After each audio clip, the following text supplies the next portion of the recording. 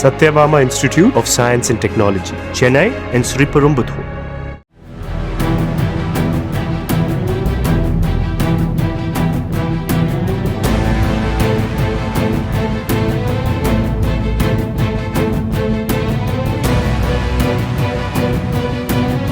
திருச்சி மாவட்டம் பெட்டவாய்த்தலை பகுதியில் உள்ள தாவிக அலுவலகம் முன்பு தென்னை ஓலையால் வேயப்பட்டிருந்த பந்தலை நள்ளிரவில் பைக்கில் வந்த 2 பேர் பெட்ரோல் ஊற்றி எரித்ததாக அக்கட்சியினர் சிசிடிவி ஆதாரங்களுடன் காவல்துறையில் புகார் அளித்துள்ளனர்.